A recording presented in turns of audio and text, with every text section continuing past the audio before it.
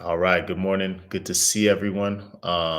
This fine month of May morning, closing out the school year. Really excited for this LinkedIn Live because I know a lot of folks are really closing out the school year and thinking about how can we make sure that we spend the summer as efficient as possible, as effective as possible to ensure that 24-25 is a good year. So my name is Anwar Rahman. I'm going to hand it off to my colleague Jill Dunchick to really think about how we can use our Echelon framework in approaching this summer. But before we do that, I want to share with us just a quick quote. And of course, as you know, switching up the screens. There we go. I just want to share with you a quick quote that I like to use to think about planning and um, making something, building something up from the ground up and making it great. So give me 6 hours to chop down a tree, and I will spend the first 4 hours sharpening the axe. So anything that we do, whether it's creating professional development, developing teachers, developing our leaders, creating a new business, etc. The planning part is very important. So if you want to chop down that tree, the planning part is sharpening that axe. So once you really get involved in that endeavor, you'll be able to chop down that tree. So for us here, this quote is important because as much that you have to do in 24-25, every new school year, there's so much to do, but planning forward and making sure the planning is really thought out. Really thinking about the people that you have on your team, the resources that you have at hand is very important. And then when you get into the school year, everything will flow much smoothly. So just want to start us off with this quote: "Give me 6 hours to chop down a tree, and I'll spend the first four sharpening the axe," by Abraham Lincoln. And with that, going to pass it on to Jill. And hello, everyone. My name is Jill Dunchick with Jill Dunchick Consulting. And then Anwar and I work together, as he said, through Echelon Leadership. And our work together is in two primary buckets, one in our summer leadership retreats and winter leadership retreats. And then also we've done school studies for the past 2 years.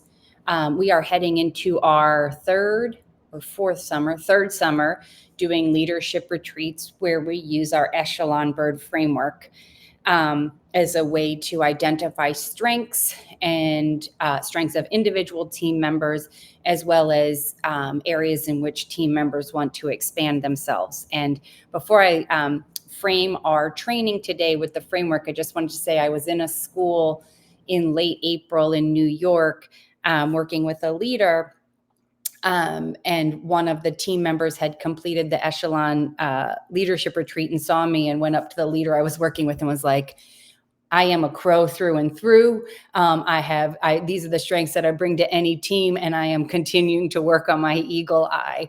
And the leader I was working with was just in regular coaching. So they were like, "Wait, what's this bird framework? I need to know more about this." And so it was really funny to, just to see the ways in which this framework really has supported adults in their own growth as they work to align themselves and fully round out their skill set, and in a way that felt very loving, very enjoyable, and like loved to hear that the person said they were still working on their eagle eye, and appreciated that insight. So if you want to learn more about the birds and the framework, or you think your team needs some of that support, loving growth, alignment, cohesion, definitely listen to us at the end when we talk about our opportunities. Today in strong summer PD planning, two main bird energies that we want to bring in here. And the first is our eagle eye. And there's some wisdom that's inherent to the eagle in nature and various cultures and rituals, and that's what we have listed under eagle eye. And then on the team, specifically today, we'll point out ways to support your inspire as leaders, which is really important in summer PD. keeping an eye on how your summer PD impacts your long-term planning, and then being sure that you are working from your team's strengths and supporting where they need to grow this summer. So those are the big things that the Eagle can bring to you as you're prepping and executing your summer PD. And then the next piece is the Feel Good Goose. A lot of people laugh at this one. And one of my favorite folks last year said, "Goose aren't friendly." I said, well, goose aren't friendly because you're not a goose, but they are very territorial and friendly to each other. And there is a lot of cohesion that they have within their, I think they're called a flock. I could be wrong. But when you're coming into summer PD, it is a great time specifically in the goose energy to build cohesion in your team. Connection. I'm in the middle of the book, Seismic Leadership Shifts, and the entire premise is around being the best, most authentic leader, or the best, most authentic leaders have cohesion and connection within their teams, connection to themselves, and connection to the org at large. So this cohesion building is extremely important to lay the foundations for how you build cohesion for your team members to connect to each other and to your larger mission in your summer PD. And then also keeping track of the emotional temperature. There are times when the energy just flies out of summer PD, usually around day 6 or 7, and knowing what to do with those times when the energy kind of drops in the group, and making sure that you're keeping a temperature check on that. So we bring the Eagle and the Goose into today's Echelon Live around summer PD. I don't know if you have anything else on either one of those. And then for today, we want to look at our school values. Again, your summer PD should be directly aligned to the values that you are wanting for your students and your adults to align with as you both close out the school year and prep your summer PD. They may be the same or they may be different, but as a premise check, using your eagle eye, taking your school values and looking over your plan to close the year out as well as your summer PD. And we offer you these 3 guiding questions. I don't know if you have anything else you want to say to that, Anwar, in terms of guiding. Yeah, I would just say the importance of aligning it to school values, because one thing that was really effective for me as a school leader is keeping the values front and center throughout the school year, stamping them rigorously in the summertime, and then speaking through them. So even if things change, or if the way that you have to accomplish the mission shifts throughout the school year, you can always lean in on the values in regards to messaging that change and whatnot. So I do feel that, being even if you didn't create the value in an organization that were created for you, make them yours, speak to them, have them embedded within every teacher, every staff member, so you can speak to them in times of success, and then times when the going gets rough, especially during that like October, November period, late September period at school. So just glad that you have the alignment to values up at the beginning, because I do feel it's very important for school leaders to make sure those are front and center.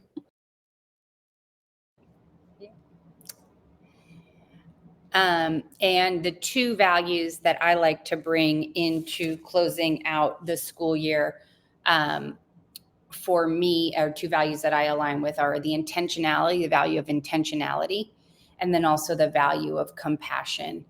And you can just read the ways in which I define those, or we define them here at Echelon. I'm good on next slide, Amor. And then when we look at the actual intentionality, we want to, our first objective aligns with that, which is defining the number of tiers your team requires for summer professional development. And so it depends on the size of your organization. It might be just leadership team and then teachers. It may be leadership team, coaches team, dean team, and teachers. There's numerous tiers or parts of your org that will need PD specifically. Most leaders focus directly on what goes to the teachers, and then coaches or deans are an afterthought, and we really want to get in front of that and have a tiered layout or rollout of our PD.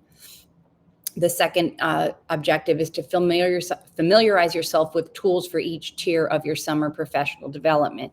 And we're going to go through 3 different tiers today and ways in which we think about the tools used to grow folks. And then the last part for today is to identify 2 small action you or your leaders can take to strengthen the current practice that happens within your professional development.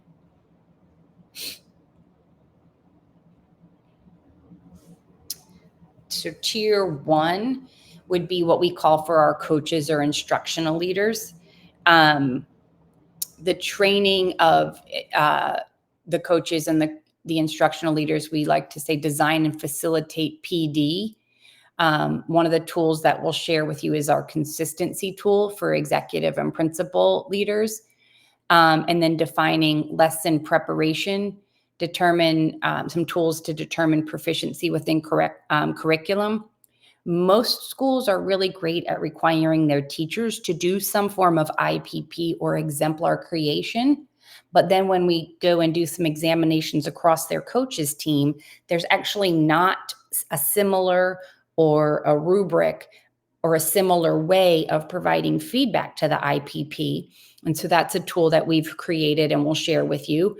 Having a tool that the coaches use that's similar to provide feedback on the IPP or the exemplar is a way in which you're going to increase the cohesion in the type of feedback that your teachers are getting regardless of subject. We like to get in front of defining good lesson execution. So we will share with you our tool that we use for observation. It's a quick check tool, as well as our instructional practice guide. And then the last piece is live coaching. All coaches need to be strong in live coaching. And so we have a tool that we've adapted and developed that looks at how to keep people within eustress, EUSTRSS, which is good stress. It's the stress that gets us out of bed in the morning. It's the stress that gets us excited to do the work. So those are 4 areas where coaches need to be strong. And then, Anwar, are you good to start pulling in some of the tools? I think the first one's your consistency tool. I could be wrong. Oh, no, that's the plan for the a strong professional development. That's good. No, I can speak from that. So this is a tool that we use with our leaders to get them ready to prepare their each session within their professional developments as a principal or executive leader. If you've got multiple people planning professional development, this is a guide for them to write down their objective, their inspire, and their empower. What most people in most planning documents miss are those last 2. Well, most people have the practice, but it's the last one, which is real-time feedback that you want to give during the actual practice. And so there's some questions that help you to guide your coaches or help you to guide yourself as you're planning for your coaches on the type of feedback you're going to stamp during real time when they're actually practicing in the session. And just one thing, I know for some leaders, and I've experienced this where it was some leaders coming in, they were very comfortable giving like teachers real-time feedback, but that they're leaders now, it's like, oh, I'm a leader, I don't need to get real-time feedback or real-time coaching. But I think it works the same, and it's for me, it's been helpful for especially newer leaders to get that feedback on PD sessions. Like, okay, let's practice this. This is what worked well. This is what you want to do differently, because that first impression is very huge. So even if difference from a teacher or a leader, it doesn't really matter. I think that real-time feedback is helpful for in both situations. Absolutely. And this tool that we share at the end of this slide helps folks that sort of pause or hold themselves back. Tool to review IPP exemplar or lesson plans. This is a tool that we created that goes across curriculum. This tool is too intense to complete fully, but there's 3 different sections that we've laid out. And this is a tool for your instructional leaders to give feedback on the IPP prep, the lesson plan development, which we're seeing fewer schools require a whole lesson plan be developed. We're definitely seeing more schools requiring IPP or exemplar prep. So this is a tool that is broad enough that you can adapt it based on your specific curriculum. The first section deals with giving lesson plan feedback. The second deals with giving feedback on IPP prep. And that's like intellectual prep, some people call it, or instructional planning prep. And then the last part is just a tool that's broad enough across curriculum to give feedback on an exemplar. The way I've used this tool with instructional coaches or with principals who have a team of instructional coaches is we determine which of these is required of teachers, whether it's lesson plan development, IPP prep, or exemplar creation. And then we look at this broad tool and decide if we want to make it subject specific or better aligned to the curriculum based on what either IPP prep or exemplar is required based on the curriculum folks have chosen. And then this is usually completed weekly by the coaches. It's a way to give a quick check on the prep that the teacher has, and then can be used to support the one-on-one coaching sessions that a coach would have with a teacher.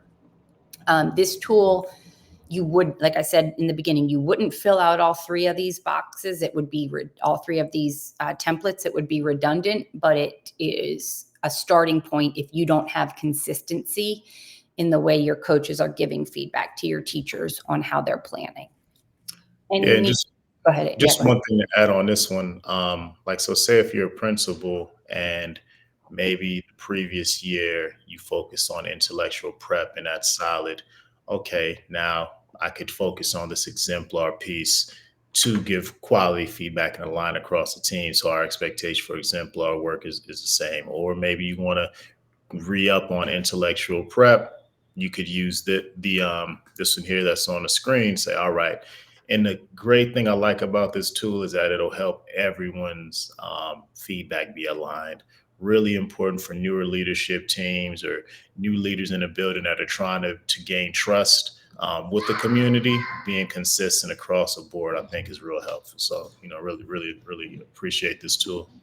Yeah, and I think it also just goes back to like the word annotate or the word IPP prep. Those are words that aren't always operationally defined by an organization. So they say, oh, teachers are doing their prep.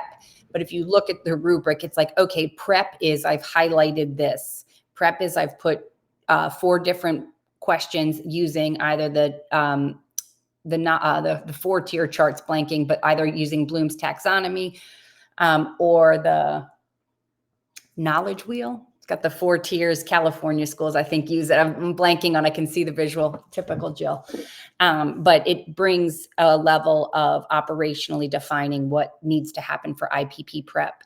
And it helps also to find some praise when people have content difficulties.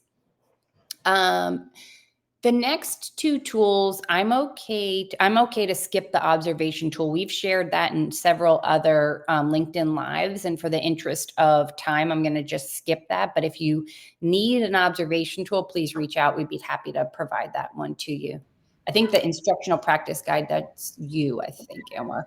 Yeah, I think we could skip it. It's a resource a lot of folks have used, but I would just stamp like with the observation tool and the IPG.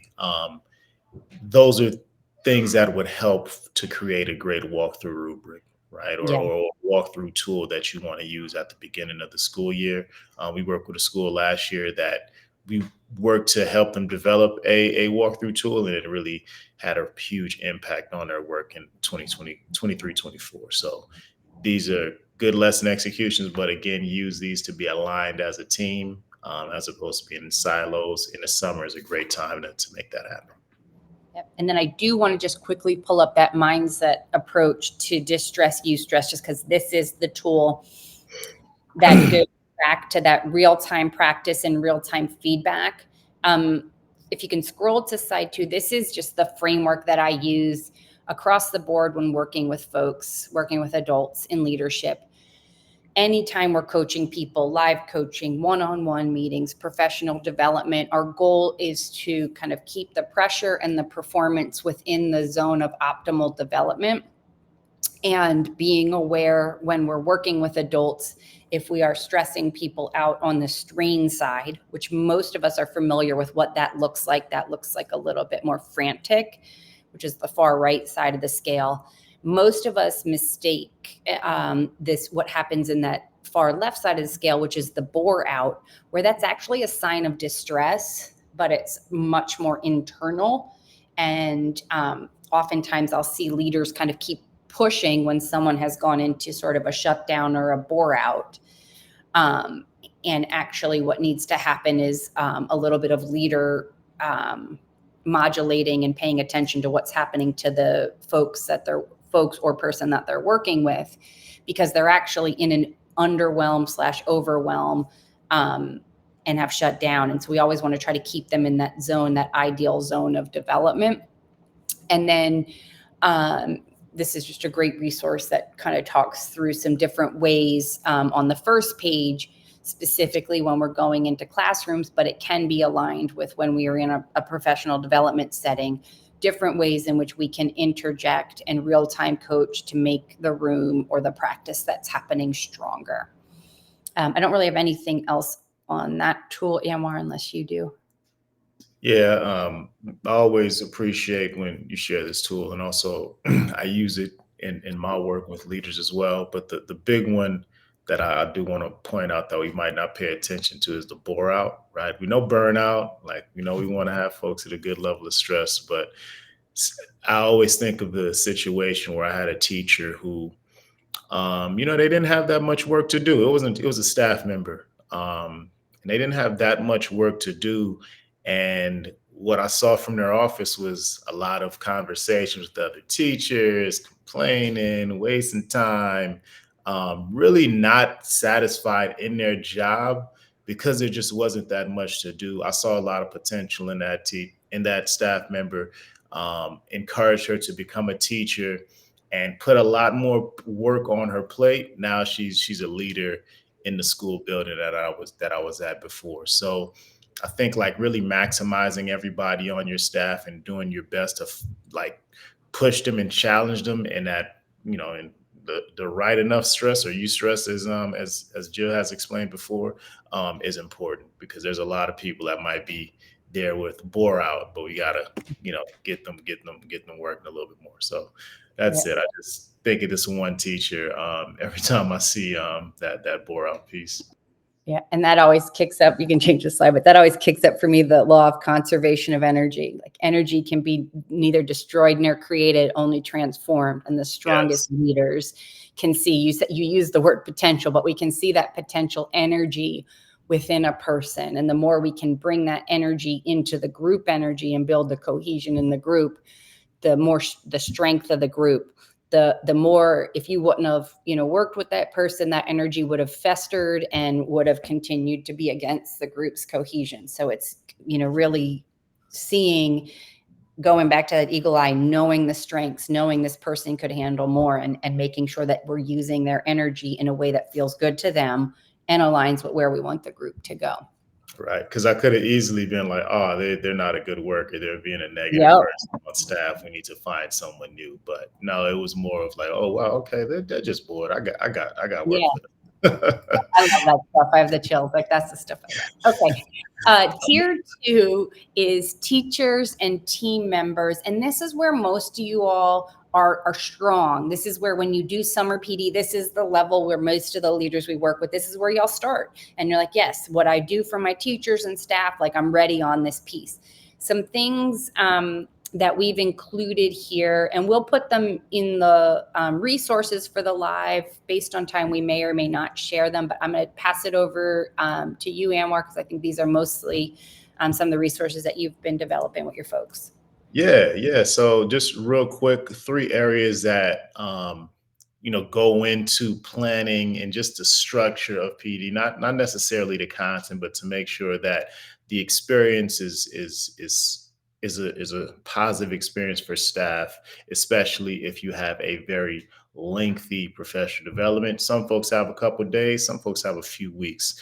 Those who have a few weeks, this is extremely important to keep people activated. So the first thing is team builders. You want to make sure that people get an opportunity to connect with each other in a structured environment. Some of them haven't seen each other all summer. Some of them might be new to working with each other. So taking advantage of this time to build relationships is something that we emphasize. So icebreakers. I'm not the best with icebreakers, but there was this book that someone gave me that just had all of the icebreakers. So there's, we have the link here. We'll share with resources. Understanding to put people and have them connect with their grade level, content level, different and community build within those different teams to make sure that folks are building those relationships, because once students get in, they're going to have to work together. And the more they are know each other on a professional level, personal level, maybe, but not necessarily, but on a professional level is going to be important. Name cards, strategic seating, have that stuff set up just so, if you have a lot of new staff, you want to get folks their name right. Make sure you ask them how to say their name. This is coming from someone whose name is consistently butchered, which is okay. And I understand that's how it is, but just that could go a long way. You can say someone's name inappropriately and you do it once, they correct you, do it again, and they might have a little negative connotation. So just that is important. And then strategic seating, making sure folks are seated next to each other. You might want to put folks that want to learn from each other seating, but you all know this stuff, you're leaders, but those things are important. The second piece is engagement, similar to doing a lesson when you're doing a professional development. The best PDs are opportunities where folks can engage with each other.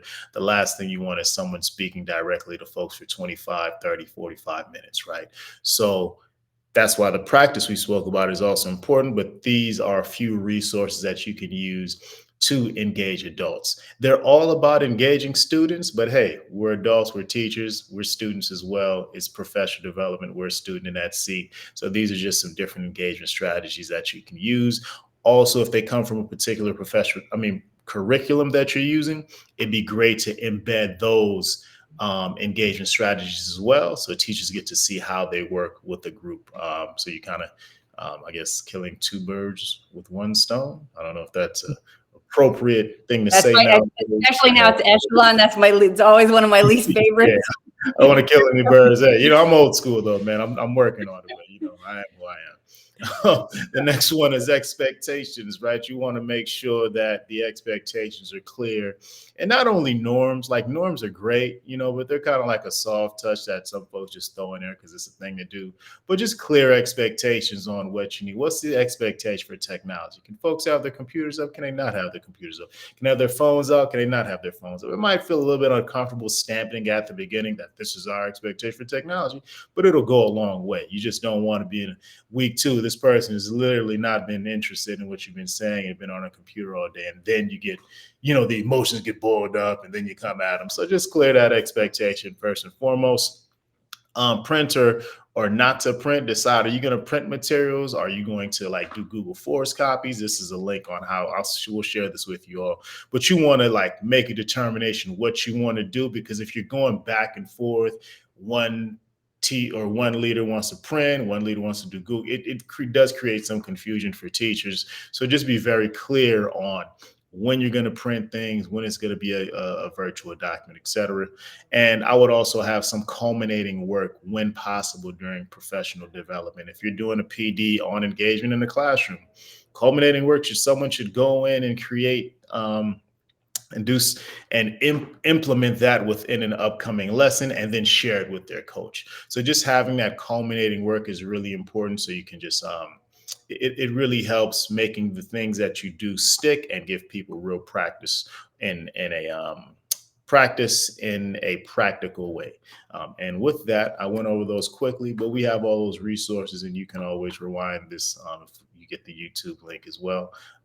But I'm going to move to some tips for a strong practice. I'm gonna kick that back to you, Jill.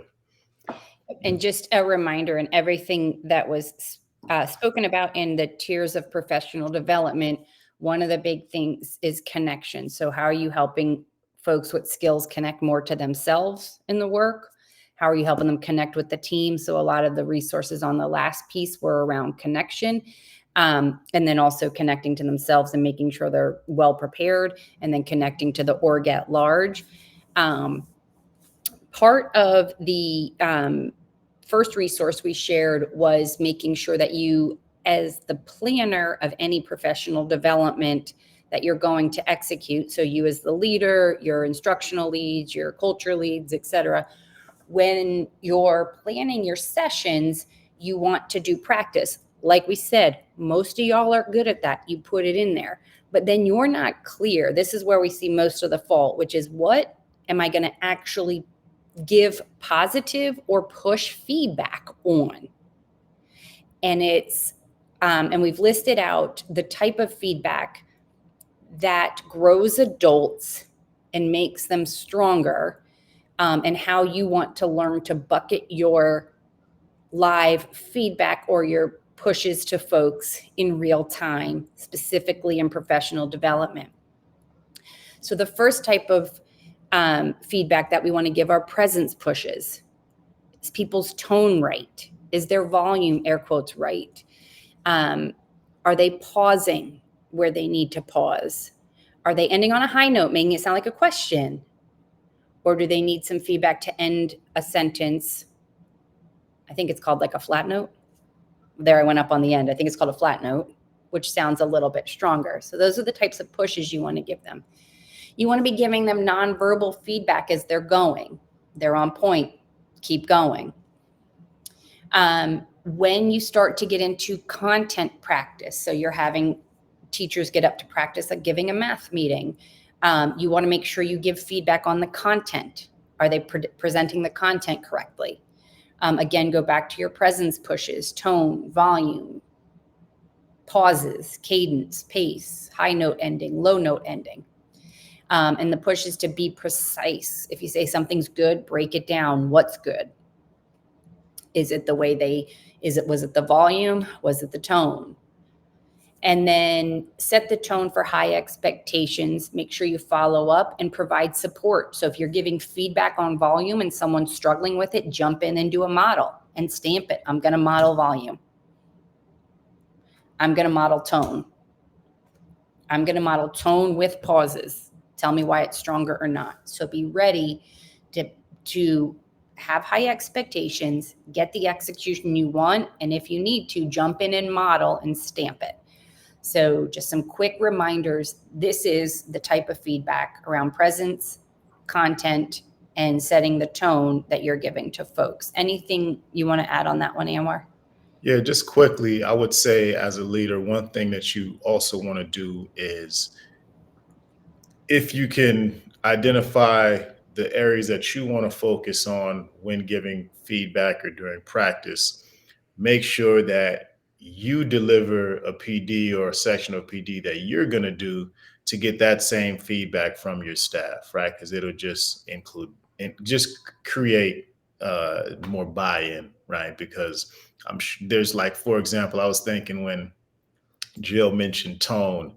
I don't really talk with the uptick or whatever, but I'm always like low and flat, and I don't, that's just who I am. But it'd be so some folks like, hey, you sound a little bit too serious all the time. Like, lighten it up, relax, right? And that's good because I know that, but it's, but folks could see that, I'm not is my mom used to say, do as I say and not as I do at times, right? That doesn't work with adults. It might work with kids, but not with adults. So, just put yourself out there to get feedback. I think that's one way to build relationships, and even especially if it's with a new team as well, and you're getting to know each other.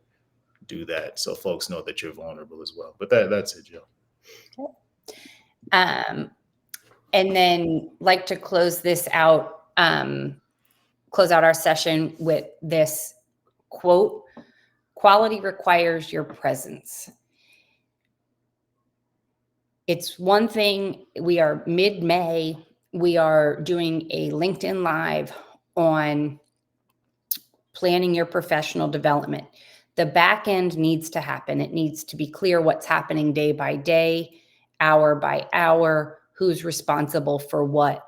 But when PD day one rolls around, execution and quality execution requires you to be present, not planning sessions for Thursday, but present on Monday, taking the temperature, taking the pulse of what's happening, making small tweaks to what's been planned, not redoing the entire schedule for next week. So you've got, roughly 6 weeks for some of y'all, maybe 7 or 8 for others, to really make sure you've set the plan in place so you can be present when you start day one. And I'll just add one thing, because when I first became a leader, I suffered from this too. Just because you're a leader doesn't mean that you can leave the room whenever you want. Just they got to sit in the PD, and it might not be the most interesting content. Sit your behind in the PD and just take it, because they see that. And when I first started as a leader, I was like, oh, I got a meeting, I got a phone call. I would leave and do other work. The minute I decided, hey, you know what? Be with the team, be with the community, sit your butt down, do what you got to do, follow the rules that you do as you say, right? And do what you do. But, I think that's really, really important as well. So quality requires presence, most definitely. And then just to close out, we are coming into our busy season, which we love very much. So our LinkedIn Lives will be on hiatus, but all of our past LinkedIn Lives are on our individual websites as well as our Echelon website. We are still booking 2-day leadership retreats this summer. As we said, I think we have about 4 openings left for this summer.